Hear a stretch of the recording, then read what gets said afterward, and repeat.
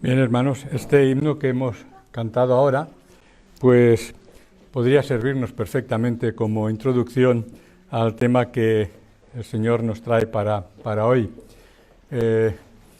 Este es el mensaje que correspondía al domingo pasado, que como sabéis era la semana siguiente de Semana Santa y que por lo tanto que conmemoraba la resurrección de nuestro Señor Jesucristo.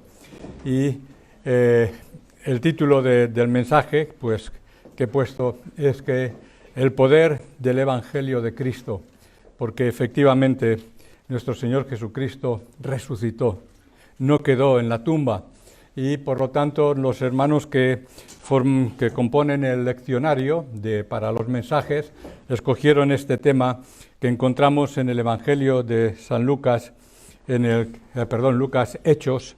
Como es el mismo autor, es fácil confundir, ¿verdad? El libro de Hechos, capítulo 3, versículos del 12 hasta el 19.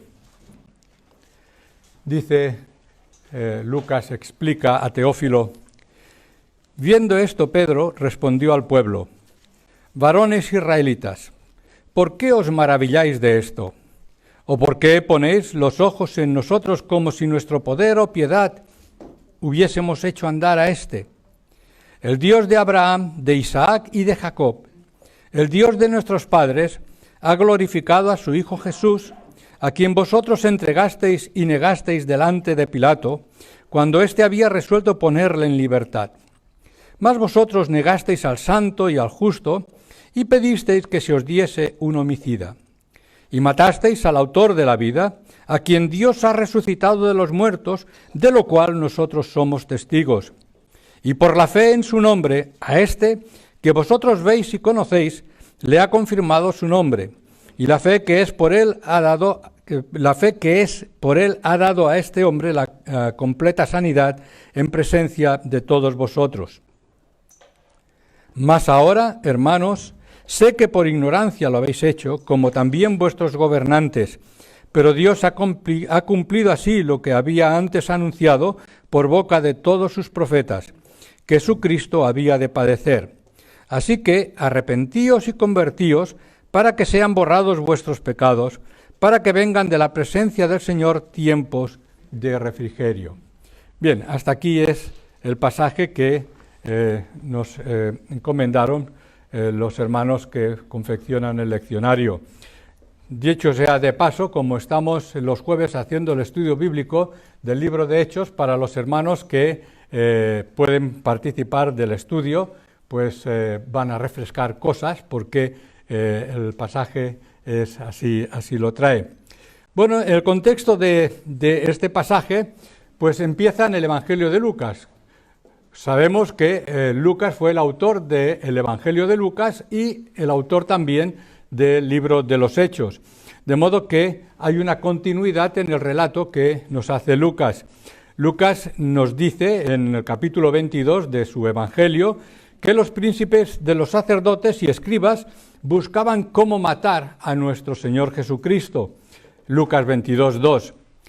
En el capítulo 22, a partir del 47 al 53, nos narra Lucas que Judas fue quien traicionó a nuestro Señor Jesucristo y de esta forma facilitó que las autoridades lo prendieran y lo llevaran a juzgarlo.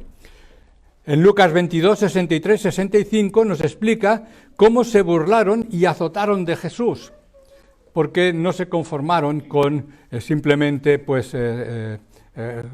prenderlo, sino que además pues se burlaron, lo azotaron. Y además dice en el versículo del 66 al 70 que el consejo de ancianos del pueblo declararon a Jesús culpable. O sea, ellos unilateralmente pues decidieron que era culpable. En el capítulo 23, del 1 al 12, nos habla acerca de los juicios de Jesús ante Pilato y Herodes. Estos dos personajes que intervinieron también en esta situación. Y en el capítulo 23, versículos del 13 hasta el 25, nos narra cómo la multitud prefirió a Barrabás en lugar de a nuestro Señor Jesucristo. Así es que El siguiente paso que hay en la narración de Lucas es en el capítulo 23, del 26 hasta el 49, donde relata la crucifixión de nuestro Señor Jesucristo. Después se explica en el capítulo 24, versículos del 1 al 12, que Jesús se apareció después de resucitar a unos dos hombres que andaban por un camino que conocemos como el camino de Emaús y que de esta forma tuvieron testimonio de la resurrección de nuestro Señor Jesucristo, a la vez que también narra Lucas en el capítulo 24 del 13 al 49 que apareció a los discípulos cuando estaban reunidos. Y termina el Evangelio hablando acerca de la ascensión y ese relato termina en el capítulo primero de los Hechos con la ascensión de nuestro Señor Jesucristo de una forma definitiva a los cielos. Hechos 1 del 6 al 11. En estos relatos Lucas señala con el dedo hacia varios que fallaron a nuestro Señor Jesucristo. Judas, está claro, fue el primer traidor, pero también Pedro. El apóstol Pedro negó a nuestro Señor Jesucristo, como todos conocemos, y por descontado los príncipes de los sacerdotes, los ancianos y también la multitud, toda la gente que también traicionaron a nuestro Señor Jesucristo, a pesar de que su testimonio durante esos 3 años de testimonio,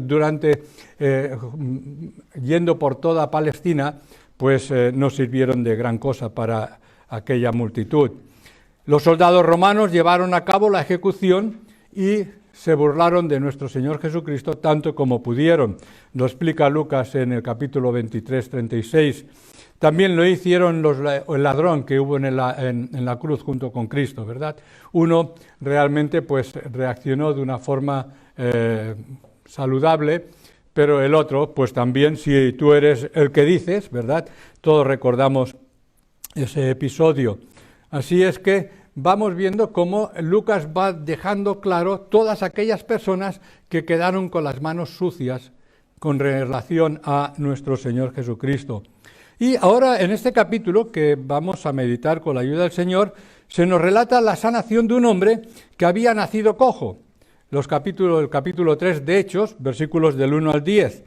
De modo que cuando Pedro llegó al templo juntamente con Juan, se encontraron con este hombre en el templo y el hombre pensó que iba a darle una limosna que estaba pidiendo para poder sobrevivir. Pero Pedro le dijo algo que él se quedó sorprendido. Ni tengo plata ni oro, mas lo que tengo te doy, en el nombre de Jesucristo de Nazaret, levántate y anda. Dice además a continuación que Pedro le ayudó a levantarse y el hombre se levantó y saltando, el versículo 8, se puso en pie y anduvo y entró con ellos en el templo andando y saltando y alabando a Dios. Y dice el versículo 9 que todo el pueblo le vio. Y en el versículo 10 dice, y fueron llenos de asombro y de espanto por lo que había acontecido. Era algo que realmente llamó la atención de una forma poderosa.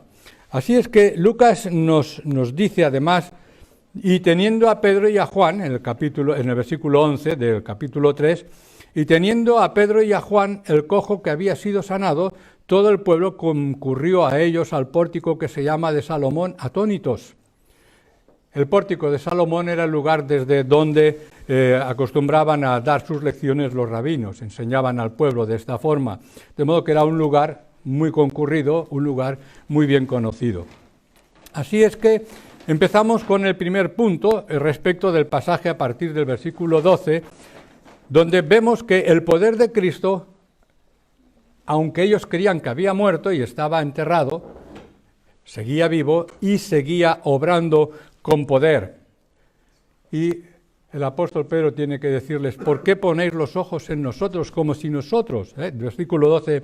Pero Pedro, al ver a la gente, les dijo, ¿por qué os asombráis, israelitas?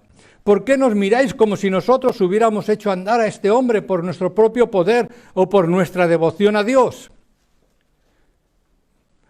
La curación del cojo produjo una gran conmoción, ya que todo el mundo conocía al cojo que se había sentado durante tantos años y tanto tiempo allí a la puerta del templo, de modo que estaban acostumbrados a que aquel hombre estaba allí. Así es que se juntó una multitud en el pórtico de Salomón. Hemos dicho ya que era el lugar de reunión. Entonces Pedro, viendo a tanta gente allí alrededor, aprovechó la ocasión para predicar un mensaje, para dar un mensaje de la palabra. Así es que dejó clara la autoridad de quien sanó al cojo. La curación no se basaba ni en el poder ni en la piedad de los mismos apóstoles. No era algo que salía de ellos mismos, sino que era el poder del Dios de Israel quien glorificó a su siervo, Jesucristo, el mismo a quien los judíos habían entregado y habían negado. Así es que este Jesús resucitado sigue teniendo poder.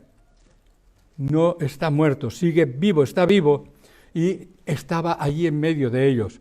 Y esto es importante, porque el único medio que tenemos de percibir la presencia de nuestro Señor Jesucristo es la fe, porque Cristo sigue vivo, Cristo está aquí, Cristo está también en nosotros. Así es que en este pasaje tenemos todas las características de la predicación en los primeros siglos, en los cuales pues incluían en primer lugar los judíos afirmaban que los judíos mataron a los profetas que Dios había enviado, haciendo el ejemplo de nuestro Señor Jesucristo cuando dijo de aquel hombre que tenía aquellas tierras y había enviado a aquellas personas previas para recibir información, y finalmente mataron al Hijo. De modo que la predicación incluía la realidad de la traición del pueblo a los profetas, a los enviados de Dios. De modo que había una sola conclusión, y Pedro lo deja bien claro: sois culpables. Eran culpables de todo lo que habían hecho, porque además Pilato había reconocido la inocencia de Jesucristo, no veía ninguna falta en él. Y, por otra parte, el sufrimiento de Cristo cumplió las profecías. Las profecías hablaban acerca de todo lo que había acontecido allí. En quinto lugar, el mensaje también incluye toda la pasión de Jesús, que abrió y dio testimonio de la gloria de Dios, y ahora están predicando el triunfo del crucificado. Cristo no quedó en la cruz, Cristo había resucitado, seguía obrando con poder allí en medio de ellos. Y finalmente, el hecho de la resurrección exige una nueva visión de lo que es la muerte de Cristo. Esto es algo importante, por eso me gozaba tanto cantando este himno que hemos cantado finalmente, ¿verdad? Porque efectivamente esto es así, es lo que nos muestra la palabra de Dios. De modo que haber sanado al cojo es lo que ha llamado la atención de la multitud. Y esto es lo que ha dado a Pedro la oportunidad de anunciarles y decirles todas estas cosas. El hombre era cojo desde su nacimiento, de modo que la gente le había visto pidiendo limosna a entrada del templo, y todos los días, sin faltar uno, estaba allí aquel hombre recibiendo la ayuda de sus conciudadanos. Era muy conocido y había una realidad: para su enfermedad no había remedio. Esta era una circunstancia que todo el mundo había asumido y que aceptaban y estaban acostumbrados a verlo allí. Así es que de pronto ven a este hombre sin esperanza, que está andando, saltando, dice el versículo 8, y alabando a Dios. Y conocían que él era el que se sentaba a la limosna a la puerta del templo, es el versículo 10, y fueron llenos de asombro y de espanto por lo que había acontecido. Era algo tan extraordinario, tan sobrenatural, que el pueblo se espantó. Como es lógico, la juventud creía, la multitud creía que este milagro era cosa de Pedro y de Juan, quienes lo habían producido, porque tomándole de la mano derecha, dice el texto, le ayudaron a levantarse. El versículo 7. Así es que lo primero que hace Pedro es aclarar este malentendido. No fue ni su fuerza ni su piedad lo que hizo andar a este hombre cojo. En el versículo 16 les dirá quién fue el responsable. Luego lo aclarará, pero ahora quiere darles el mensaje y hacerles saber la realidad de lo que había acontecido los últimos tiempos cuando mataron a Cristo. El Cristo que sanó al cojo y sigue atento a nuestras oraciones, hermanos. Sigue estando aquí en medio de nosotros y también está atento a nuestras necesidades. Solo es necesario que pongamos nuestra vida en sus manos. Él quiere ayudarnos, Él quiere guiarnos.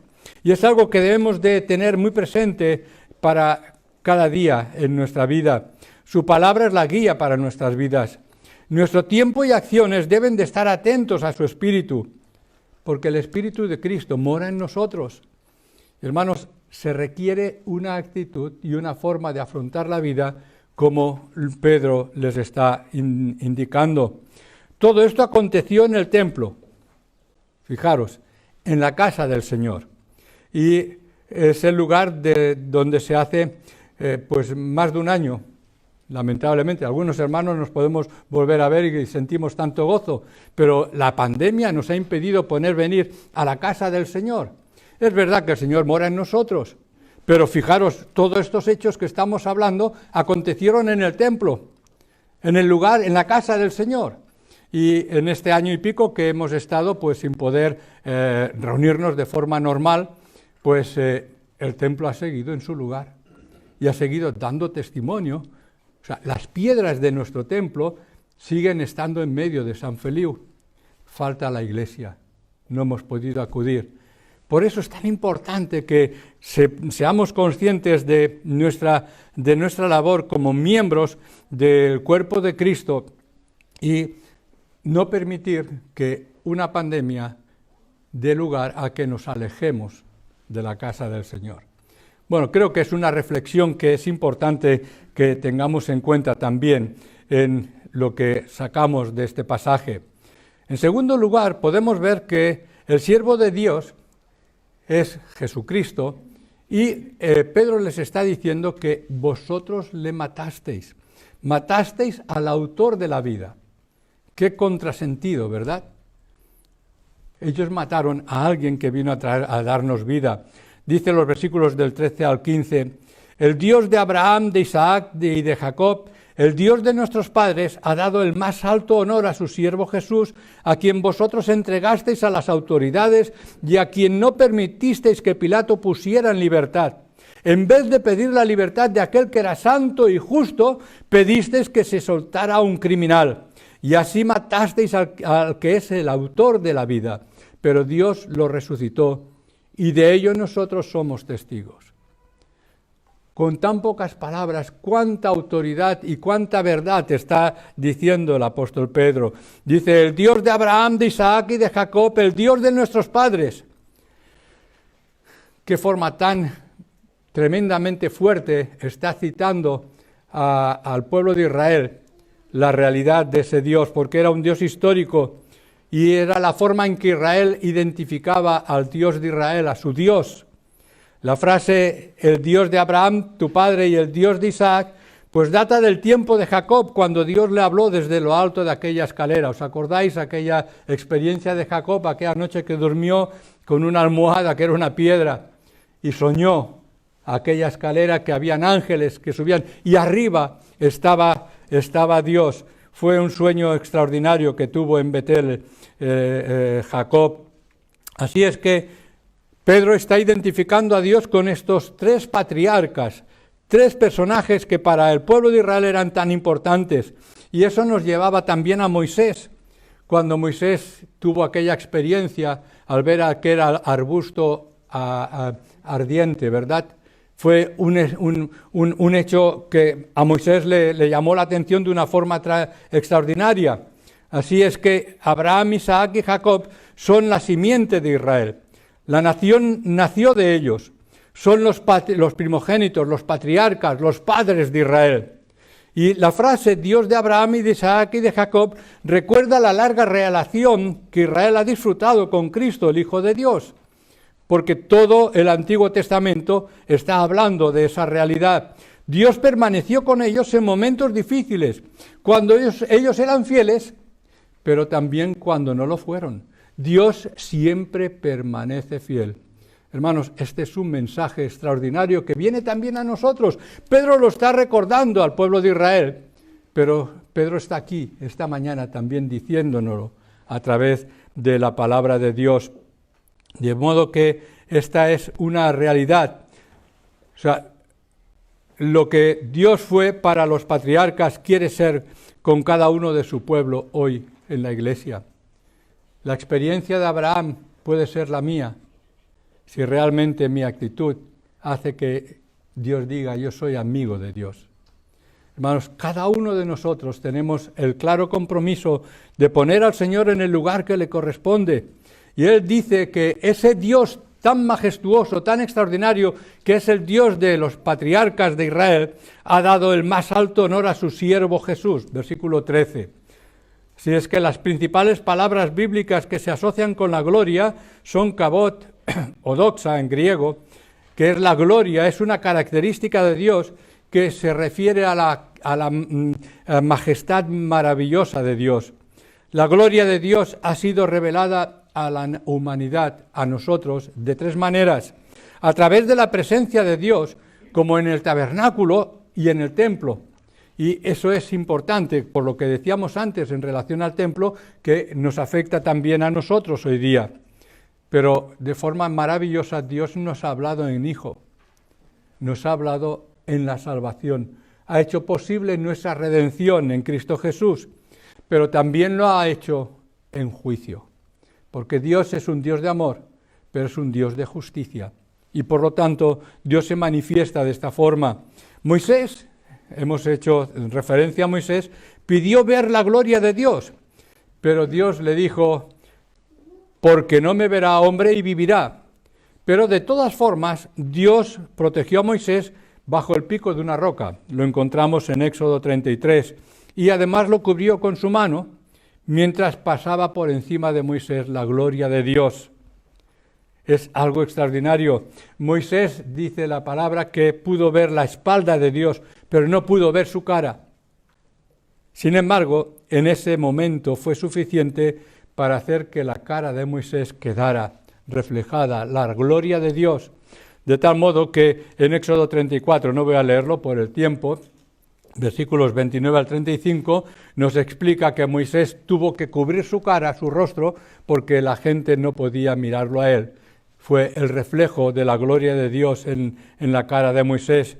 Así es que Dios compartió esa gloria con Jesús. Pero como la gloria de Dios, la gloria de Cristo la experimentamos por su presencia entre nosotros, en su obra de salvación y en el juicio. Vimos la gloria de Jesús revelada en la transfiguración. Los que hemos tenido el privilegio de poder visitar el lugar de la transfiguración, recordamos aquella montaña tan singular que simplemente es un montículo muy alto y además curvo, ¿verdad? Bueno, pues allí arriba se vio la transfiguración y la gloria de Dios se vio en la transfiguración, pudieron verlo pocos discípulos, pero también en su muerte, pero por encima de todo, hermanos, en su resurrección. Es el triunfo del crucificado. Así es que en la parusía, que es la segunda venida, cuando Cristo vuelva, pues volverá en una nube con potestad y con majestad. Eso nos dice la palabra de Dios. Y dice Filipenses 2, 10 y 11, que en ese tiempo será el tiempo en el que el nombre de Jesús se doblará toda rodilla de los que están en los cielos y de los que están en la tierra y de los que debajo de la tierra. Y toda lengua confiese que Jesucristo es el Señor, a la gloria de Dios el Padre. Hermanos, eso será algo extraordinario. Quienes tengan el privilegio de poder ver la venida de nuestro Señor Jesucristo, tendrá una bendición extraordinaria en su vida. Pedro se refiere a Jesús como el Hijo de Dios. Y esto nos recuerda al siervo que sufre de Isaías 52, ¿verdad? ¿Quién es el que sufrió? Tenemos toda una serie de textos, Isaías 52, 13, 53, 12, 42, 1 al 4, 49, 1 al 6, 50 del 4 al 11. Realmente toda una serie de pasajes que nos hablan acerca del siervo en el que no hay parecer en él ni hermosura. Verlo hemos más inatractivo para que le deseemos. En otro texto nos dice que es el verbo que fue despreciado y desechado, que llevó nuestras enfermedades y que fue herido por nuestras rebeliones y que por su llaga fuimos nosotros curados. Hermanos, realmente es algo extraordinario. En los Hechos de Lucas, siervo, referido a nuestro Señor Jesucristo, se utiliza en sentido general al hablar de uno que ha sido comisionado por Dios y que sirve a Dios. Y hermanos, en este sentido, todos somos siervos de Dios y hemos sido llamados por Dios y hemos sido responsabilizados. Bueno, pues sigue diciendo Pedro a la muchedumbre: a quien vosotros entregasteis a las autoridades y a quien no permitisteis que Pilato pusiera en libertad. Así es que para entender la curación del hombre cojo, esta gente primero debe de conocer a Jesús. Y por eso Pedro está explicándoles quién es el que ha hecho tal posibilidad de sanidad. Pedro debe de hablarles de Jesús. Aquí aparece una palabra, paradidomi, que se utiliza en varias ocasiones en el Nuevo Testamento para hablar de Jesús siendo traicionado, entregado a pecadores y llevado a la muerte. Así es que cuando Judas traicionó a Jesús, paradidomi fue la palabra que utilicé para escribir esa traición.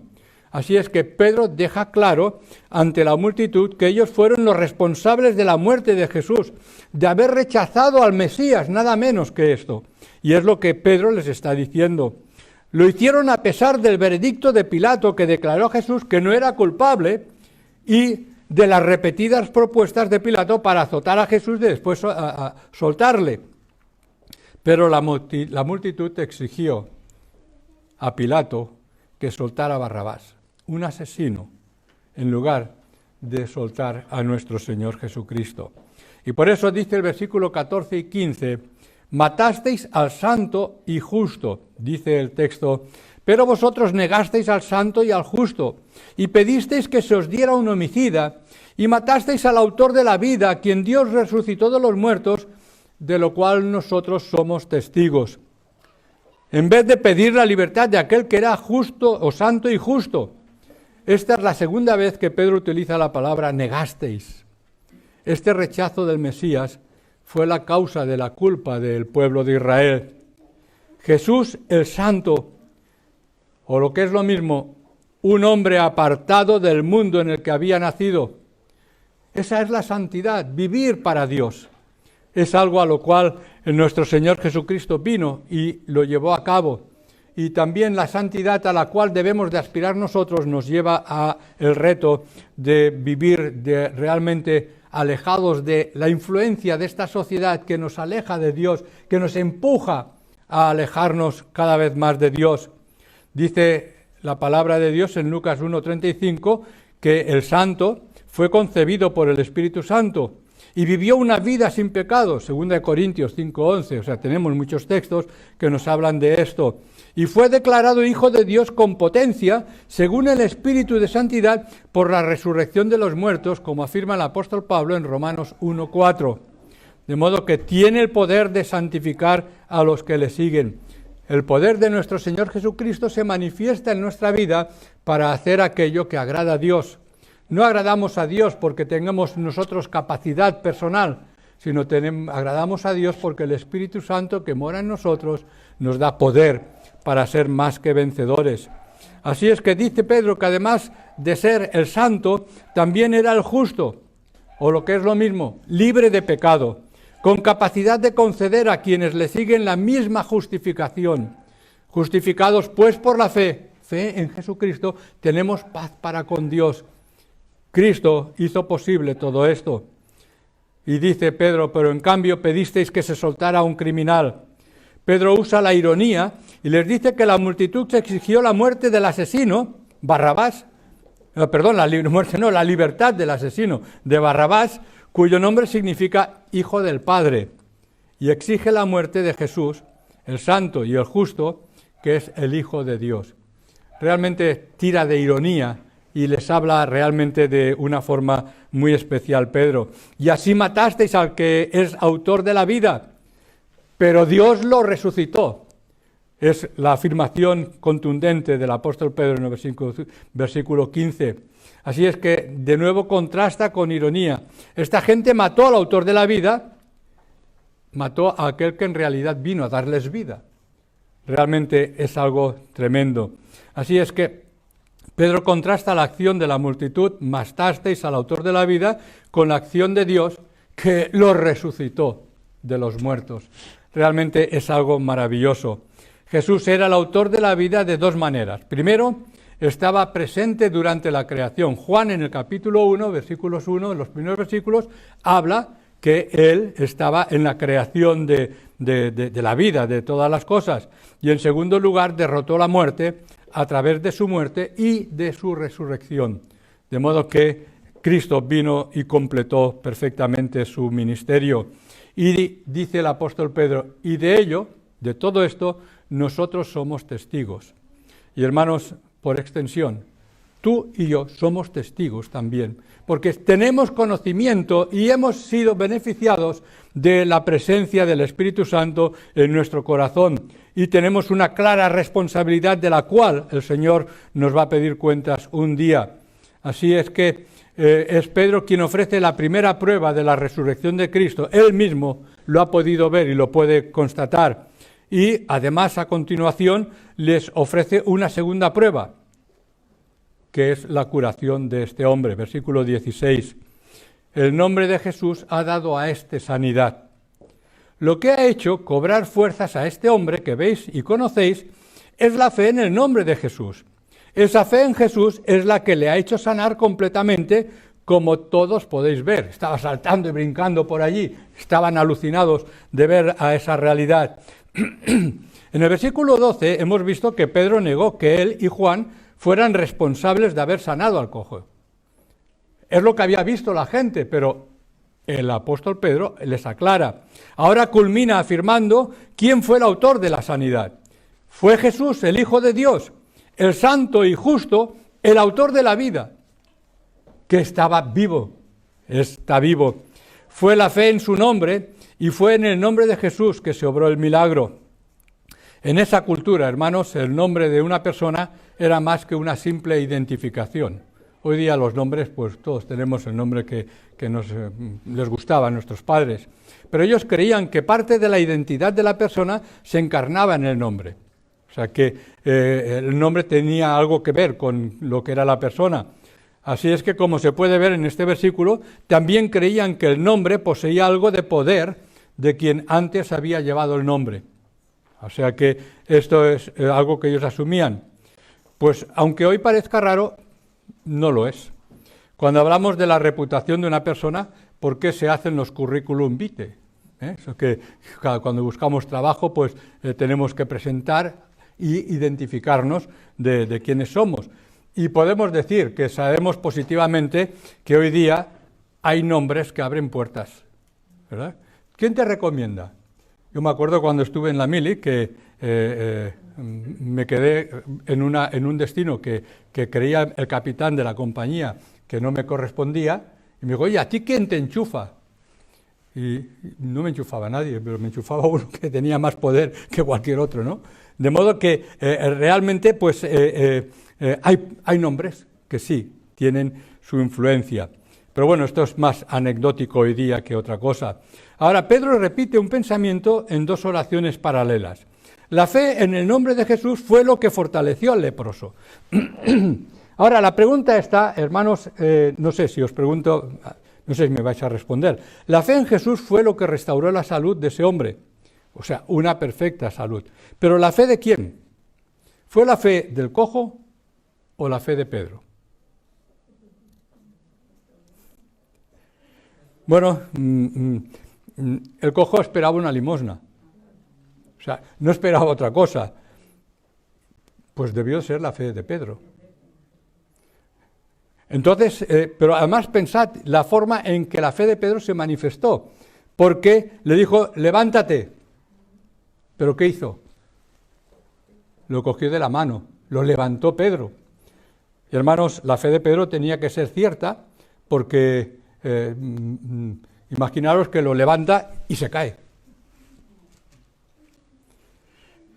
Bueno, hermanos, yo creo que esto pues ya nos damos cuenta de lo que nos está diciendo a nosotros mismos, hermanos. Somos personas de fe, confiamos en el Señor, descansamos en el Señor, enfrentamos los problemas, los contratiempos, las dificultades, contando con el Señor y dejando que el Señor esté ahí. Bueno, Pedro era un hombre de fe. Así es que cuando Pedro levantó al cojo, los pies y los tobillos de aquel cojo se afirmaron y pudo correr y saltar. O sea, fue algo espectacular, fue algo extraordinario. Bien, y terminamos, hermanos, pues viendo las últimas palabras de Pedro, versículos 17 al 19. Ya sé, hermanos, que cuando vosotros y vuestros jefes matasteis a Jesús, lo hicisteis sin saber en realidad lo que estabais haciendo. Pero Dios cumplió de este modo lo que antes había anunciado por medio de todos sus profetas, que su Mesías tenía que morir. Por eso volveos a Dios y convertíos para que Él borre vuestros pecados. Ya sé, hermanos, que cuando vosotros y vuestros jefes matasteis a Jesús, lo dejamos en el versículo 17, Pedro introduce una nota de gracia en su sermón. Ya les ha dicho a la multitud que ellos son culpables de haber matado al Mesías. Habían entregado al Hijo de Dios para matarlo, pero ahora les llama hermanos y reconoce que actuaron por ignorancia.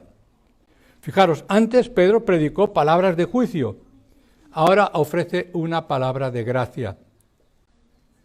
Gracia, no de chistes, o sea, de gracia, de don, de amor, realmente.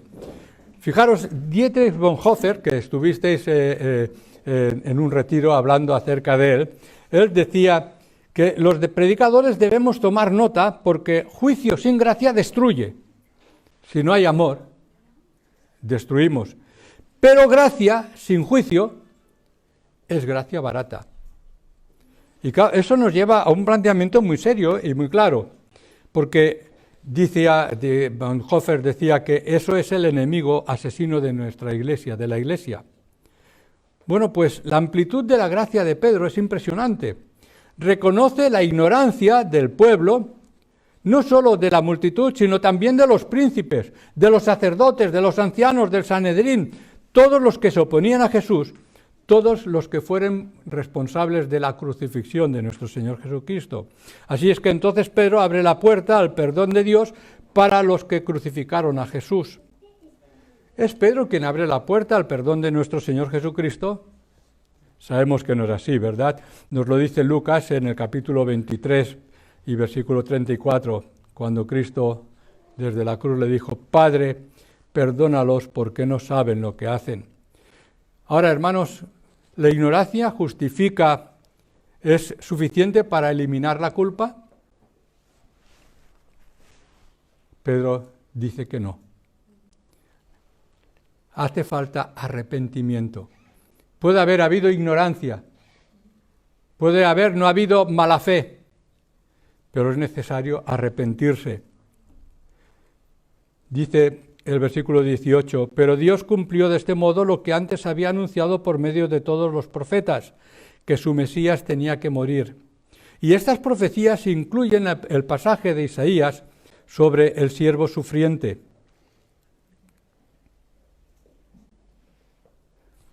Ahí nos dice el cordero inocente que llevan a degollar, Isaías 52:13 y 53:12. En Jeremías, en el capítulo 11 y 19, se nos dice: y derramaré sobre la casa de David y sobre los moradores de Jerusalén espíritu de gracia y de oración, y mirarán a mí, a quien traspasaron, y harán llanto sobre él como llanto sobre unigénito, afligiéndose sobre él como quien se aflige sobre primogénito.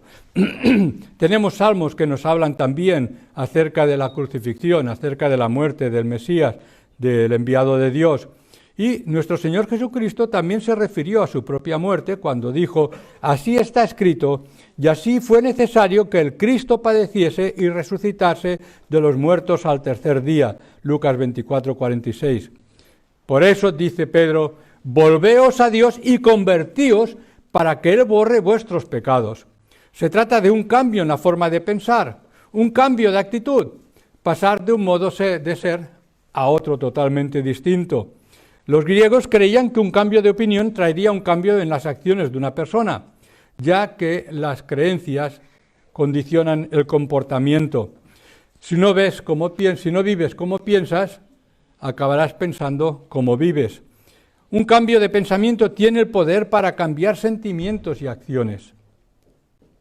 Pedro les pide a estos ciudadanos de Jerusalén que se arrepientan de su pecado, de haber rechazado al Mesías, que cambien de manera de pensar, que se den la vuelta a Dios y miren a Dios.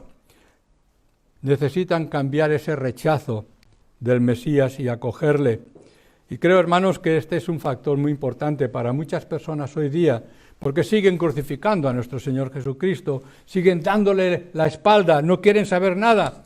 Y es, en definitiva, como dice Pedro, para que Él borre vuestros pecados. Cristo quiere borrarlos, pero necesita una conversión, un arrepentimiento. El arrepentimiento, el volverse a Dios, tiene el poder de desenredar el enredo que el pecado hace en nuestras vidas. No solamente abre la puerta del perdón de Dios, pero también nos pone en un nuevo camino que nos saca de la oscuridad a la luz. Hermanos, esta es una afirmación y esta es la realidad que tiene que ver con el día a día en nuestra vida, cuando tantas veces tenemos que arrepentirnos, cuando tantas veces hemos actuado de forma errónea. En algunos casos vemos cambios profundos por haber conocido al Señor, pues por el alcoholismo, por ejemplo, de una forma tremenda, pues aborrecen el alcohol. Y vemos cómo en centros cristianos, pues hay muchos creyentes, muchas personas, drogadictos y demás, que son internados allí, conocen al Señor y se recuperan. Nuestro hermano Agustín seguramente nos hablaría mucho de esta experiencia. Él estuvo trabajando allí en Perú durante mucho tiempo, ayudando a drogadictos y a personas con problemas de este tipo. De modo, hermanos, que es necesario un cambio profundo en la vida de las personas para que realmente en ese arrepentimiento pues se les saque de camino de la muerte y se les ponga en el camino de la vida. Y hermanos, esa es la realidad dinámica también en nosotros. Y esto es importante para la salvación, pero también para nuestras relaciones unos con otros. Hemos de reconocer nuestros errores y arrepentirnos y aprender a pedir perdón. Y que no se nos caen los anillos porque sepamos hacerlo, porque eso es lo que permitirá que cambie nuestra conducta y podamos tener paz interior en el corazón y paz con aquellos con los cuales estamos conviviendo. De modo que tenemos un mensaje poderoso del apóstol Pedro a una nación que se ha equivocado, pero que tiene la oportunidad de arrepentirse y de cambiar. Y hermanos, lo que quiere nuestro Señor Jesucristo de nosotros es que realmente tengamos una vida abundante y una vida preparada para vencer todas las acechanzas del diablo. Que el Señor nos bendiga.